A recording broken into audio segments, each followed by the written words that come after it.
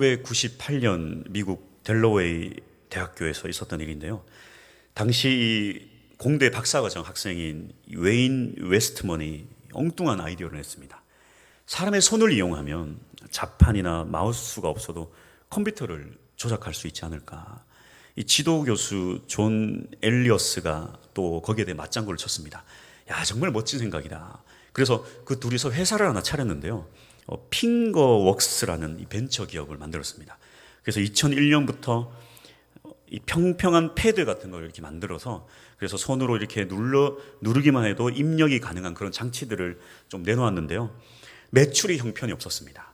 일단 기술을 둘째치고 디자인이 너무 촌스럽고 또 뭐 마케팅도 부족하고 그래서 뭐 장사도 잘 안 되고 망해가기 직전이었는데 이런 이 핑거웍스라는 회사를 눈여겨본 사람이 있었는데 바로 이 애플의 스티브 잡스입니다.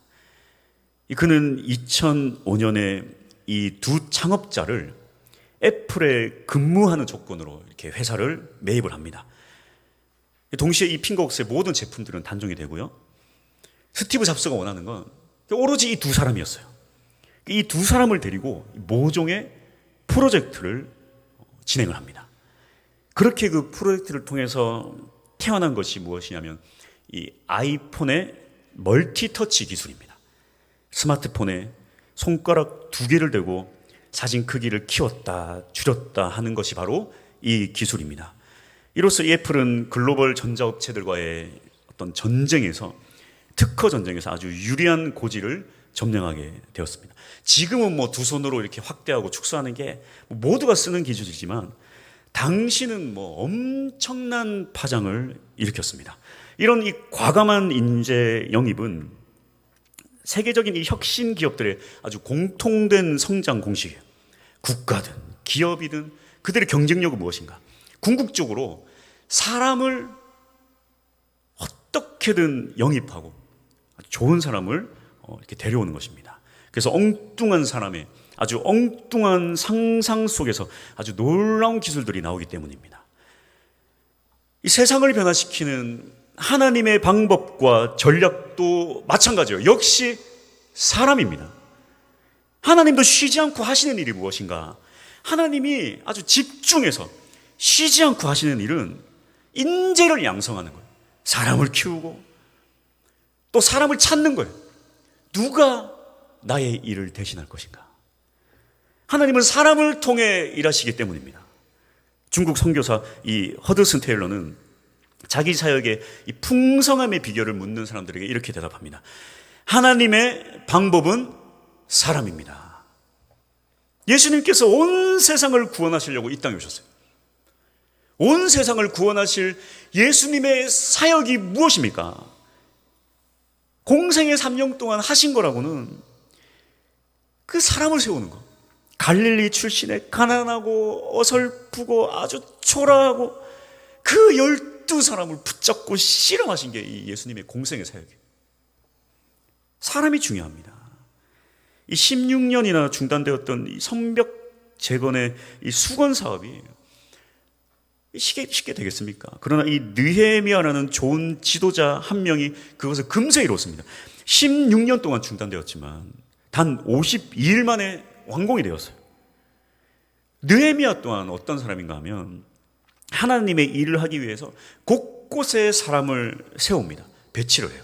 어떻게 느헤미야가 사람을 배치를 했는가? 우리 오늘 잘 살펴보기 원하는데요. 첫 번째로 예배하는 사람이 방법입니다. 느헤미야를 통해서 이 성벽 공사가 완료가 되었습니다. 느헤미야는 즉시 이제 이 예루살렘 성벽을 관리할 사람을 세우는데요. 어떠한 사람을 세우는지 잘 보십시오. 1절 성벽이 건축됨에 문짝을 달고 문지기와 노래하는 자들과 레위 사람들을 세운 후에 노래하는 자들, 레위 사람, 예배하는 자들이죠. 예배를 인도하는 사람. 예배자들을 먼저 세운 겁니다.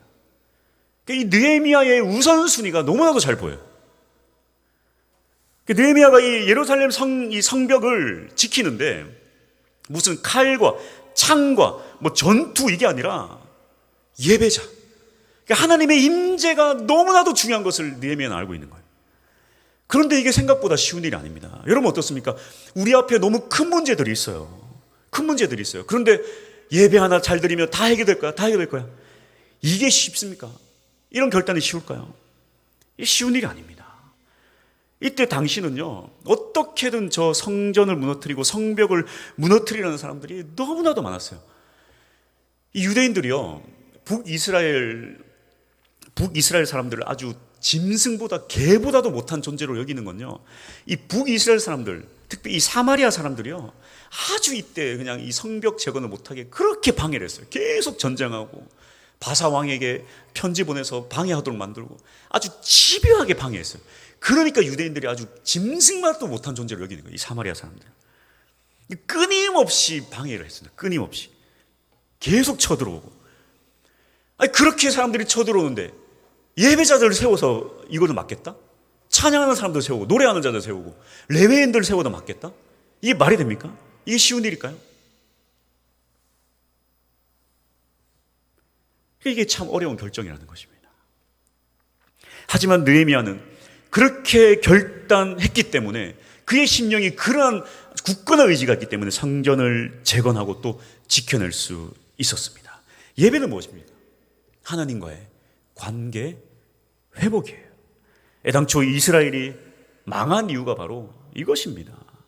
하나님과의 관계가 다 무너지고 계속 애굽을 의지하고 다른 사람들을 의지하고, 이 이후에 또 말라기가 망한 이유도 마찬가지예요. 예배가 무너졌기 때문입니다.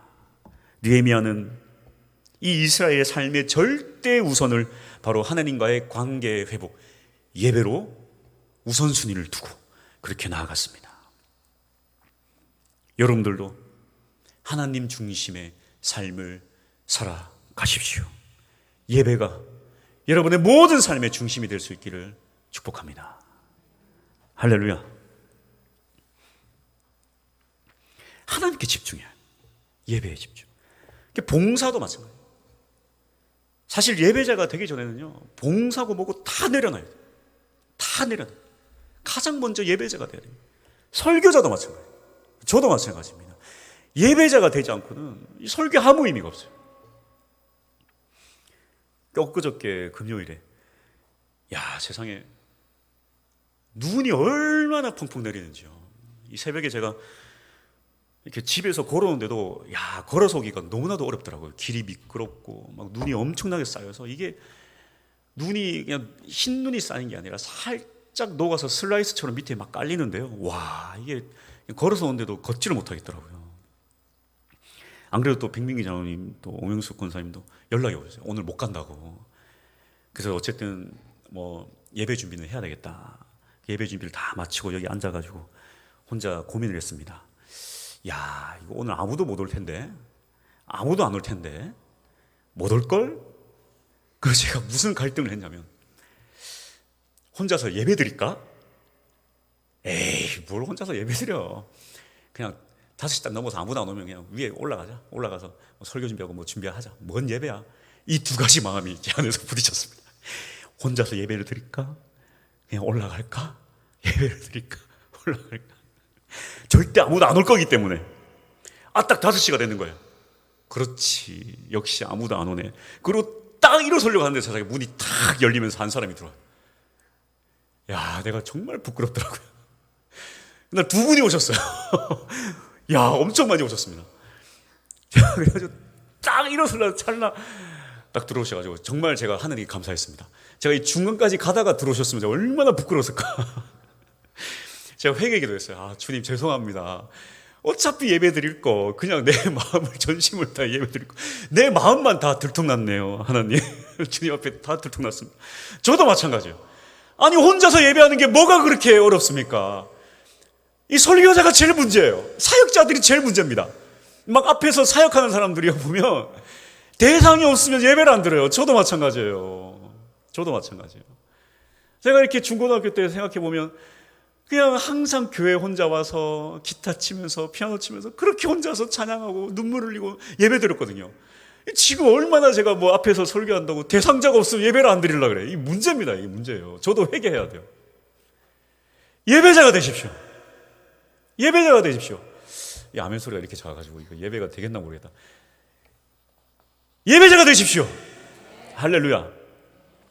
하나님 예배자를 찾으세요. 예배자를 찾으십니다. 그 무엇보다 앞서서 진실되게 아무도 보지 않는 그곳에서 하나님을 예배할 수 있는 여러분들이 될 수 있기를 축복합니다. 그렇다면 두 번째는 어떠한 사람을 사용하는가? 두 번째입니다. 같이 한번 읽어볼까요? 자, 시작. 충성된 사람이 방법이다. 자, 이제 느헤미야는 예배자들을 세운 후에 또 누구들을 세우는가? 이 행정 책임자를 세우는데요. 2절입니다. 내 아우 하나니와 영문에 관한 하나냐가 함께 예루살렘을 다스리게 하였는데 하나냐는 충성스러운 사람이요 하나님을 경외함이 무리 중에서 뛰어난 자라. 자, 느헤미야가 이 사람을 세우는 기준을 눈여겨봅시다. 우선 이 하나니는 누군가? 느헤미야의 친동생입니다. 이 사람이 누구냐면 느헤미야 1장 2절에서 3절인데요. 내 형제들 가운데 하나인 하나니가 두어 사람과 함께 유다에서 내게 이르렀기로 3절 그들이 내게 이르되 사로잡힘을 면하고 남아있는 자들이 그 지방 거기에서 큰 환난을 당하고 능력을 받으며 예루살렘 성은 허물어지고 성문들은 불탔다 하는지라. 하나니가 누굽니까? 이 유다에서 바사까지 1600km나 되는 이 먼 거리를 단번에 달려와서 이 느헤미야의 심장에 불을 붙인 사람입니다. 이 하나니는 어떤 사람인가? 이 메추헬리는 하나니를 평가하기를 자기 조국에 대한 정직과 사랑을 지닌 자다 이렇게 평가합니다. 또 다른 한 명인 이 하나냐는 어떤 사람인가? 2절 이 중반부 보니까 하나냐는 충성스러운 사람이요. 충성되다 이 말은 성실하며 진실하고 확고하다 이런 의미입니다. 무슨 일을 맡기면 아주 이유여하를 막론하고 그 일을 책임지고 아주 끝을 내는 사람. 끝을 내는 사람. 그래서 이 충성된 자에 대해서 성경은 극찬을 맞지 않습니다. 잠언 25장 13절 충성된 사자는 그를 보낸 이에게 마치 추수하는 날에 얼음 냉수 같아서 능히 그 주인의 마음을 시원하게 하느니라. 충성된 자는 열심히 일한 주인에게 하나님에게 아주 그냥 더워서 그냥 땀을 뿌듯뿌듯 흘리는 그런 하나님에게 아주 시원한 얼음 냉수 한 그릇 착 주는 그런 자. 속이 다 시원하게 만든 충성된 자. 이런 일꾼들이 교회 안에 일어나기를 소망합니다. 교회는 똑똑한 사람들이 이끌어가는 것이 아니라 충성된 자가 이끌어갑니다. 교회에 필요한 사람이 누군가? 충성된 자가 필요해요. 믿음을 설명할 수 있는 단어는 딱 한 가지, 충성된 자. 교회 문제는 똑똑한 사람이 없어서가 아니에요. 충성된 사람이 없기 때문에 교회 문제들이 일어나는 것입니다. 이 하나님께 충성하는 사람의 공통점이 있는데요. 무엇인가 하면 이 하나님의 특징 두 번째 잘 드러납니다. 하나님은 어떤 사람인가? 하나님을 경외함이 무리 중에서 뛰어난 자라. 하나님을 경외한다는 것은 하나님을 두려워한다는 것. 이것을 바꿔 말하자면요. 하나님을 경외하는 사람은 어떤 사람인가? 하나님 외에 두려울 것이 없는 사람. 이게 하나님을 경외하는 사람입니다. 하나님을 경외한다는 것은 하나님 외에 이 세상에 두려울 것이 하나도 없는 사람. 사람 두렵지 않아요. 돈 두렵지 않습니다. 아무것도 두렵지 않아요. 오직 하나님만 두려워하는 자. 이것이 바로 하나님을 경외하는 사람입니다. 그래서 하나님을 경외하기 때문에 하나님의 말씀 앞에 인생을 걸고 충성할 수 있는 거예요. 왜 우리가 충성할 수 없습니까? 하나님 외에도 두려운 것이 많기 때문입니다. 충성되고 싶습니까? 오직 하나님만 두려워하십시오. 하나님만 두려워하십시오. 하나님만 두려워해요. 여러분 아이들 키워낼 때 그래요. 막 아이들 막 수능하고 막 시험 치고 하면 새벽에 나와서 기도하고 우리 아이 대학 합격 뭐 시험 잘 치게 내신 잘 받게 그렇게 애를 씁니다. 그 어머니가 그렇게 기도하는데 중요한 것은 정작 그 아이를 주일날 교회에 보내지 않고 학원에 보낸다는. 이 아이가 뭘 배우는지 아십니까? 우리 엄마가 두려워하는 것은 하나님이 아니라 성적이구나. 그렇게 해버리잖아요. 백날 첫날 새벽에 나와서 기도해봐요. 소용이 없어. 그 아이가 배우는 건 딱 그겁니다. 우리 엄마가 두려워하는, 내가 두려워하는 거는 하나님이다. 아무 소용 없어요. 딱 그 결정에서 다 드러나는 거예요. 다 드러나는 거예요. 그 아이가 주일날 학원 가는 거 이미 다 뽀록 나는 거예요. 이 사람이 무엇을 두려워하는가? 이 사람이 무엇을 두려워하는가? 그래서 이 교회에서의 사람의 평가는 딱 이 두 가지로 함축할 수 있습니다. 하나님을 경외하는 사람, 하나님을 충성하는 사람. 어떤 자리에 리더로 세울 때 딱 두 가지예요. 이 사람은 하나님을 경외하고 하나님께 충성하는 사람인가? 여러분, 목회자에 대한 평가도 딱 이 두 가지만 그냥 들이대면 됩니다. 저 목회자는 하나님을 경외하는 사람인가? 하나님께 충성하는 사람인가? 교회가 옳은 방향으로 가고 있는가 아닌가? 다른 거 다 그것까지 그냥 다 잘라내세요. 딱 이것만 보세요. 이 교회가, 이 리더자들이 하나님을 경외하는가, 하나님께 충성하는가. 이거 두 개면 끝납니다. 여러분, 주님 앞에 충성된 자들이 되십시오. 오직 하나님만 경외할 수 있는 여러분들이 될 수 있기를 축복합니다. 할렐루야. 세 번째, 다 같이 읽어보겠습니다. 시작. 훈련된 사람이 방법이다. 인력은 넘쳐나도 인재는 적은 법입니다. 사람은 많지만 훈련된 사람, 준비된 사람은 그리 많지 않습니다. 여러분, 이렇게 군대를 가기 전에는요, 막 군대 가기 전에 친구들끼리 모여가지고 그렇게 맨날 걱정해요. 군대.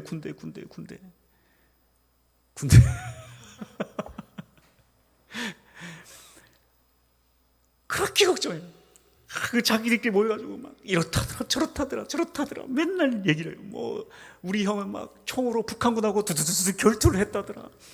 누구는 막 뭐 탱크를 몰고 막 박격포 쐈다더라. 막 박격포 땅에다 쏘면 팍 10m 날라가지고 탱크 팍 쐈다더라. 별얘기다. 그 군대 안 간 사람 100명이 모여봤자 쓸데없는 얘기밖에 안 해요. 쓸데없는 얘기. 거기에 딱 군필자 한 명이 딱 나타나서 한마디 하면 정리됩니다. 야, 군대 가면 제일 많이 들게 뭘 것 같아? 총일 것 같아? 탱크일 것 같아? 웃기는 소리 하지 마. 군대 가서 제일 많이 드는 건 삽이야. 군대 가서 제일 많이 드는 건 삽질이에요. 여러분, 착각하지 마. 제일 많이 잡는 건 삽입니다. 제가 12월 20일 날 입대했어요. 20일 날. 크리스마스를 군대에서 보냈습니다. 저는 크리스마스를 3번이나 군대에서 보냈어요. 그 25일 날 그래도 세상에 아침에 일어났는데 25일 날 눈이 펑펑 내린 거예요. 군대 간 지 5일 만에 눈이 내리니까 얼마나 기뻤겠습니까? 근데 하루 종일 뭐 한 줄 아세요? 눈 치웠습니다. 이 군대입니다. 이 군대예요. 모르는 사람끼리 백날 뭐 탱크 얘기해봐요, 뭐 핵폭탄 얘기해봐요. 아무 소용없어요. 딱 훈련소 입소해서 아주 조교한테 갈굼당하면서 6주 군사훈련 딱 받으면 군인 되는 거예요. 그게 군인입니다. 뭐 신체 능력이 뛰어나면 좋지만 뭐 신체 능력 뭐 약해도 상관없어요. 저같이 아주 운동을 죽기보다 싫어하는 저 같은 사람도 아주 군대 훈련 잘 받았습니다. 잘 받았어요. 실력이 뛰어난 게 중요한 것이 아니라 훈련을 받았느냐 안 받았느냐, 이것이 핵심입니다. 군인은 딱 한마디로 정의하는 거예요. 훈련을 받았냐 안 받았냐. 바울이 한 지역에 가서 교회를 개척하고 나름대로 어느 기준이 되면 그 교회를 딱 독립시키고 떠납니다. 다른 데 가요. 그리고 또 전도하러 다닙니다. 전도 여행 다녀요. 그렇게 독립시키는 기준이 무엇인가? 디모데후서 2장 2절.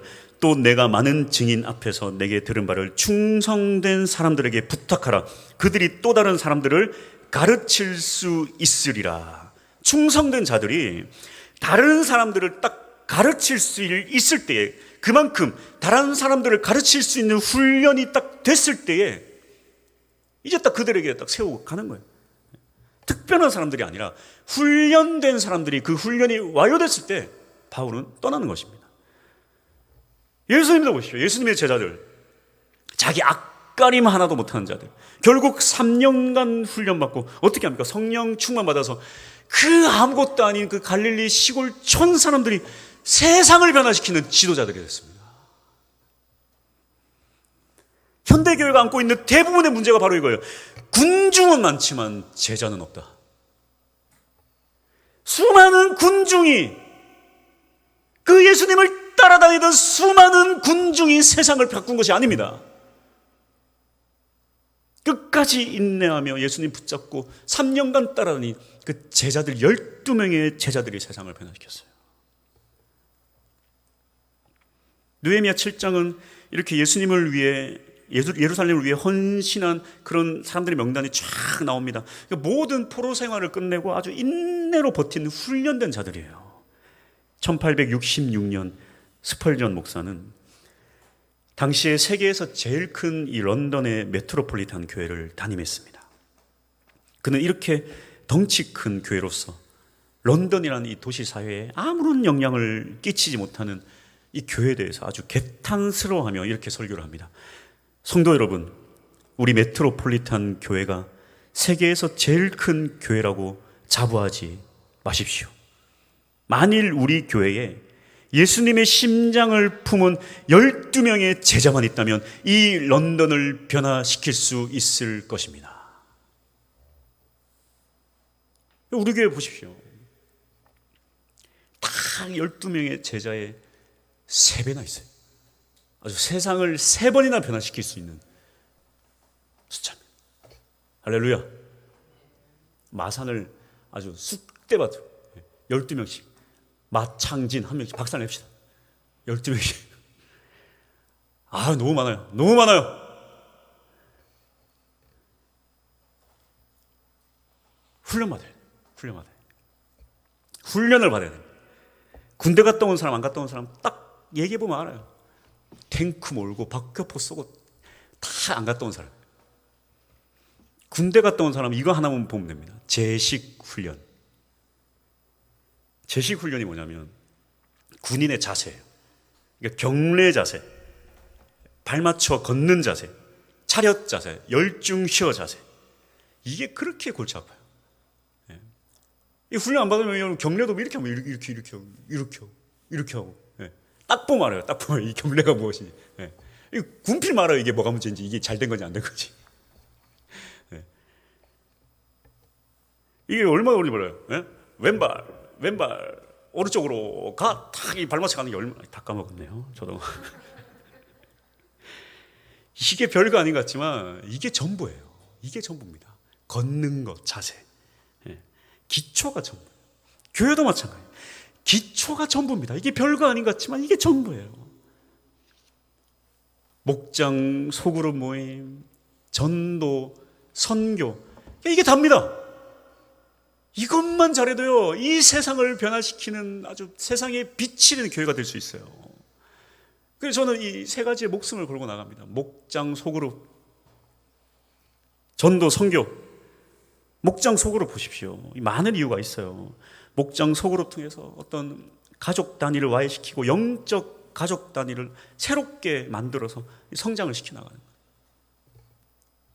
질문법, 또 자신의 생각을 잘 말할 수 있는 훈련, 이 공동체에 너무나도 중요한 힘이 돼요.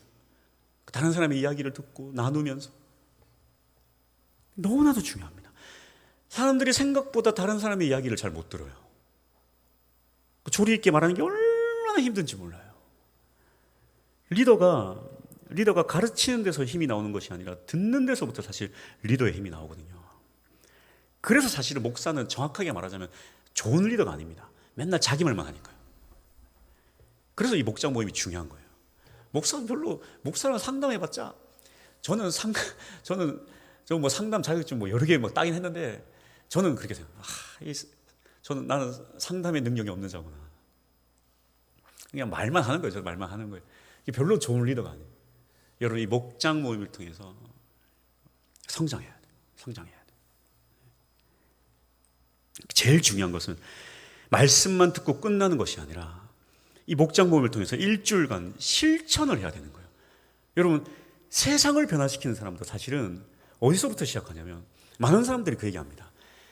세상을 변화시키는 사람은 수많은 공통점이 뭐냐면 뭐 세상 앞에서 위대한 일을 하는 게 아니라 아침에 일어나서 자기 이불 개는 것부터 시작한다고 그러잖아요.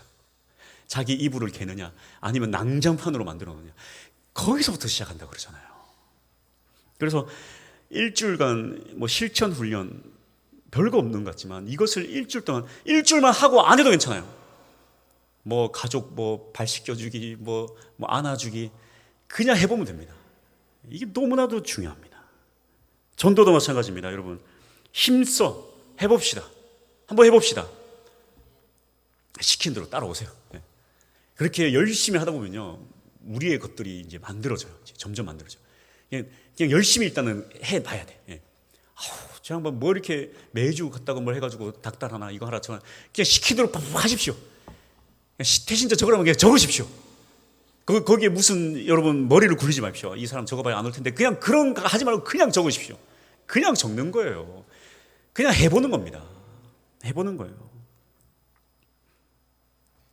선교도요. 여러분 선교는 우리가 가서 선교하는 게 핵심이 아닙니다.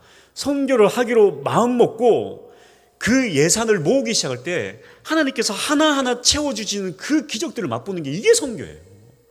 이게 얼마나 놀라운지 몰라요. 결론입니다. 사람을 세워야 합니다. 이것이 바로 교회가 할 일입니다. 자기 앞가림도 못하는 이 제자들 훈련받고 세상을 변화시켰습니다. 세상을 변화시켰어요. 여러분 느헤미야가 오기 전까지 16년 동안 성벽이 중단되었어요. 그들이 70년 동안 포로 생활하면서 우리가 70년 동안 포로 생활하면서 제발 가서 성전부터 지어보자. 성전부터 한번 지어보자. 성벽부터 제거해보자. 70년을 그렇게 각오해놓고 정작 포로에서 다 해방되어서 정작 가서는 어떻게 합니까? 그 성전 좀 지어보더니 너무 힘든 거예요. 주변에서 계속 공격해. 에라 모르겠다. 내가 하나 밥 먹고 살기도 힘들어. 다 포기하고 사는 거예요.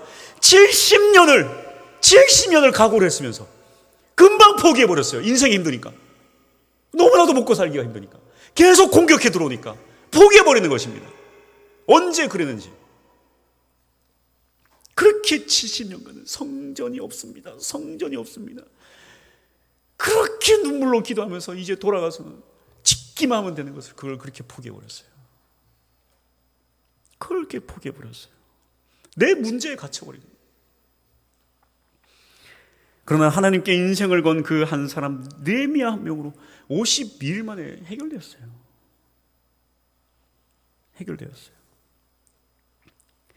여러분 모두가 참 우리 모두가 참 쉽지 않은 인생을 살아가고 있습니다. 저도 마찬가지고. 요즘 기사에 보면 연예인 프로포폴 그 기사를 보면서 이번에 기사에 나온 그 연예인이 예전에 어떤 예능 프로그램에 혼자 사는 그런 예능 프로그램에 나왔을 때 제가 참 그때를 봤었는데요. 나와서 그러더라고요. 자기가 막 너무 공허한 거야.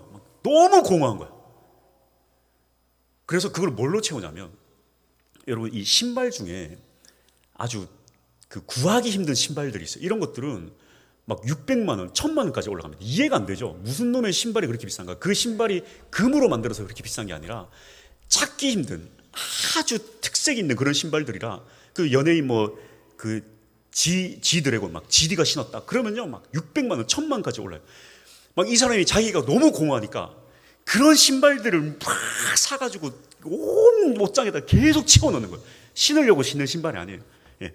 계속 사서 채워놓고 어느 날 보니까 그걸 살 때는 그날 하루는 기뻐. 하루가 지나면 또 공허해. 그러니까 1000만 원, 500만 원, 1000만 원짜리 신발 사서 왜 그걸 사냐? 하루 기쁘려고. 근데 이 공허함이 채워지지 않아. 거기서. 그래서 또 이 사람이 뭐 했냐면 돈이 많으니까 집을 계속 옮겨 다녔대요. 더 좋은 집. 막 강남에 한강 보이고 막 이러고 계속 집을 받고 또 집을 사고. 그럼 또 기분이 좀 좋아졌대.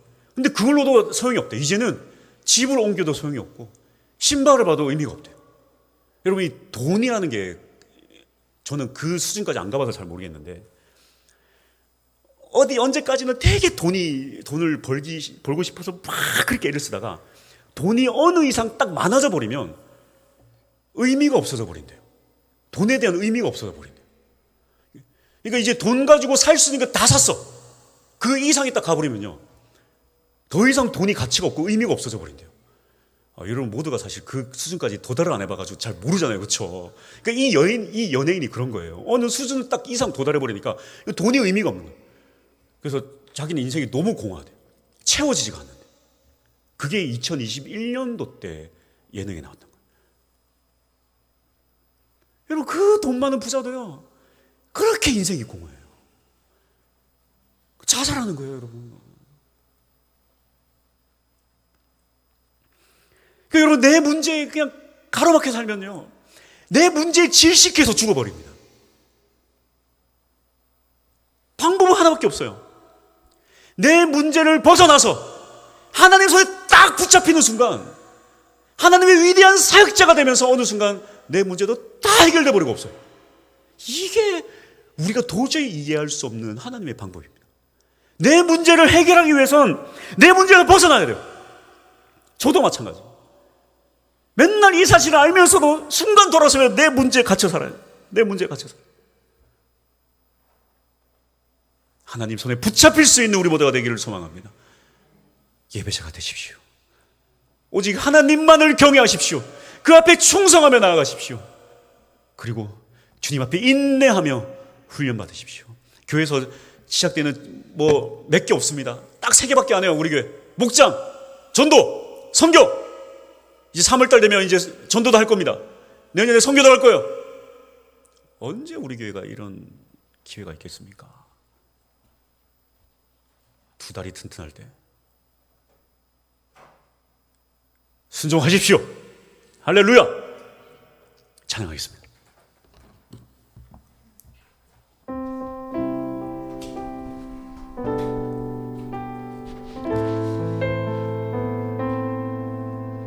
우리의 인생이 참 오늘 이 찬양의 가사와 동일합니다. 우리의 이 신앙의 연수를 돌아보면 많은 시간 예수님을 믿었는데요, 저도 마찬가지예요. 되게 뜨겁고 예수님을 열정적으로 잘 믿었던 그 피크를 찍었던 나날들은 너무 짧은 거예요. 나머지 순간은 그냥 버티며 사는 거예요. 버티며. 그랬던 믿음의 나날들이 너무 많더라고요. 하나님 어떻게 우리에게 복을 주시냐면, 참 하나님 너무 감사한 게 뭐냐면, 하나님 내가 버티며 막 이 바닥을 기던 그때를 기억하는 게 아니라 제일 뜨겁게 하나님 앞에 나아갔던 이 제일 피크를 찍었을 때 이 헌신과 이 기도와 이 뜨거운 열정을 하나님 보시더라고요. 그래서 이 바닥을 칠 때 하나님 이때 기도했던 것, 이 바닥을 칠 때 들어주시더라고요. 왜냐하면 이때 들어주면 교만에 빠지거든요. 그래서 바닥을 길 때 아무것도 이제 기대하지 않고 포기했을 때 하나님 응답해 주세요. 저도 제가 처음 공장에 갔을 때 21살, 20살 11월 달에 이제 전기과를 제가 이제 졸업하기 전에 공장에 취직을 했습니다. 납땜하는 공장에 취직을 해서 그때 월급을 70만 원 받았는데요. 제 기억으로는 그때 70만 원을 다 이렇게 그 헌금을 드렸어요. 그러면서 이거 하나님 나 첫 월급 100% 다 드렸으니까 나 기억해 주셔야 돼요. 나 기억해 주셔야 돼요. 그때 그렇게 기도했는데 내가 바닥을 막 칠 때가 있잖아요. 바닥을 쳤는데 하나님이 막 기적을 일으키실 때가 있어요. 하나님 나 이렇게 무너지고 이렇게 형편없는 자인데 왜 하나님 나를 이렇게 살려주시죠? 나는 이렇게 바보같이 지금 무너져 있는데요, 왜 나에게 이런 은혜를 주시죠? 근데 알고 봤더니 과거에 참 그런 기도들을 하나님 들어주시더라고요. 이게 하나님의 은혜예요. 그때 그 열정을 하나님 다 가지고 계시다가 내가 그렇게 바닥을 키면서 죽어가고 있을 때 나를 붙들어서 너 여전히 내가 너와 함께 있는 걸 몰랐니? 그렇게 하나님 품어주시더라고요. 이게 하나님의 은혜예요. 우리는 버텨야 됩니다. 근데 완전히 떠나버리면요, 이 은혜를 누릴 수가 없어요. 버티셔야 돼요. 제가 한 가지 잘한 거는 그냥 세상 가운데 녹아내렸을 때에도 그래도 예배 하나는 붙잡았어요. 그냥 어거지로 내가 이를 악물고 몇 년을 성령님도 이제는 더 이상 이제 나를 떠나버렸다 이런 생각으로 아주 최악의 상황 가운데서도 그래도 끝까지 하나 붙잡은 거예요. 예배 하나 붙잡고 이를 악물었는데 하나님 붙잡아 주시더라고요. 그런 은혜를 누릴 수 있는 여러분이 될 수 있기를 소망합니다. 찬양하겠습니다.